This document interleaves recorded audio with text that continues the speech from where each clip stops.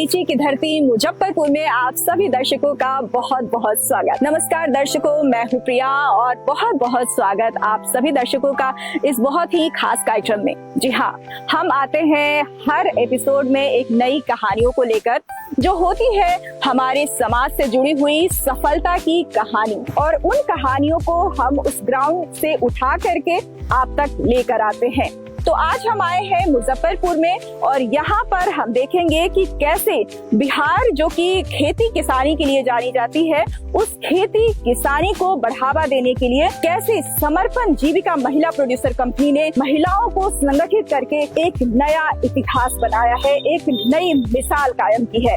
तो आइए चलते हैं और देखते हैं इनकी कहानी को। साल 2013 में बोया गया एक छोटा सा बीज आज एक विशाल वट वृक्ष बन चुका है। समर्पण एफपीसी की स्थापना इसी उद्देश्य के साथ की गई थी कि हमारे छोटे और सीमांत महिला किसानों को आधुनिक तकनीक, उन्नत बीज और खाद बाजार से कम कीमत पर मिल सके। खेती की लागत को कम करना और किसानों की आय को सही तरीके से बढ़ाना ही इसका मुख्य लक्ष्य था। साथ ही कृषकों के उत्पादों को विपणन में भी सहयोग प्रदान करना है। आज इस कंपनी से 2415 से अधिक जीविका दीदियां बतौर शेयरधारक जुड़कर गर्व के साथ आगे बढ़ रही हैं। वित्तीय वर्ष 2024-25 में समर्पण एफपीसी ने 12,685 से अधिक किसानों को सीधा लाभ पहुंचाया है, जहां कंपनी का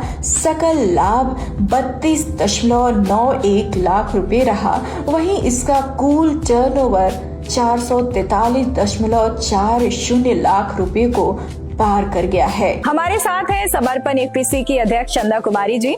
आइए हम इनसे बातचीत करते हैं और जानते हैं इनके बारे में। तो दीदी, सबसे पहले तो आपका हमारे इस कार्यक्रम में बहुत बहुत स्वागत। Thank you. दीदी, कैसा लगता है इतने बड़े इस कंपनी के फैसले को लेने में? हमें बहुत अच्छा लगता है। हम सारी बीओडी दीदी एक साथ बैठकर जो डिसीजन लेते हैं हर काम कार्य को, तो उस समय हमें बहुत खुशी मिलता है कि हम पहले क्या थे और अब क्या है।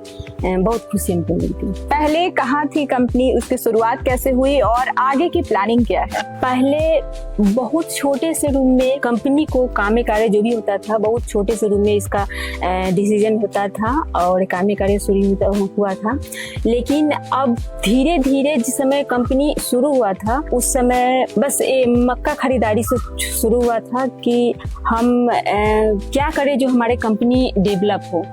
तो वही मक्का खरीदारी शुरू हुआ था। उसके बाद में लीची, जो मुजफ्फरपुर का लिसाई लीची बहुत मशहूर है, जो हमारे लीची फ्लाइट के माध्यम से मुंबई, बेंगलोर, हैदराबाद, कलकत्ता सारे जगह जाता था। इससे हमारा कंपनी और ज़्यादा डेवलप हुआ।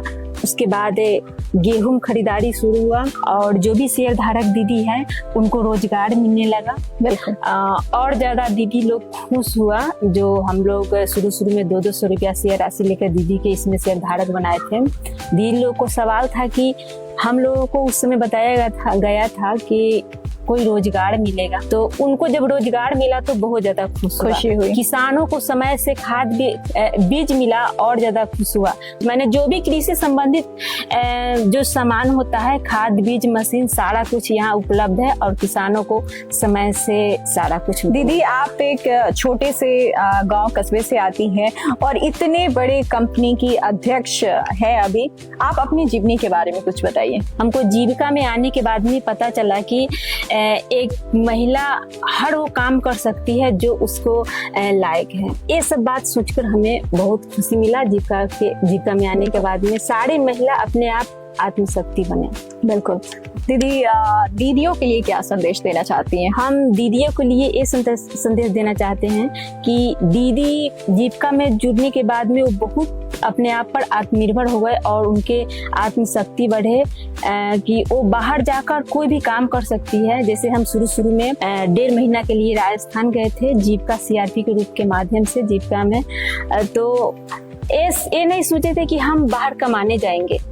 मेरे पास उतना आत्मशक्ति और शक्ति मिला, एक दूसरे से विश्वास बना कि जीविका में महिलाएं बहुत सेफ है, बहुत ज्यादा सेफ है। बिल्कुल कि बाहर की दुनिया और जीविका की दुनिया बहुत अलग है। हमारे जीविका स्वर्ग से भी सुंदर है। बहुत बड़ी बात आपने कही दीदी, बहुत बहुत आभार आपका, हमारे आप कार्यक्रम में जुड़ी, बहुत बहुत आभार। तो समर्पण कैसे पूरी समर्पण के साथ महिलाओं की आर्थिक और सामाजिक सशक्तिकरण की दिशा को और भी सशक्त कर रहा है। तो आज के लिए बस इतना ही। अगले अंक में फिर से होगी एक प्रेरणादायक कहानियों के साथ आपसे मुलाकात। तब तक के लिए अपनी दोस्त प्रिया को दीजिए इजाजत। नमस्कार।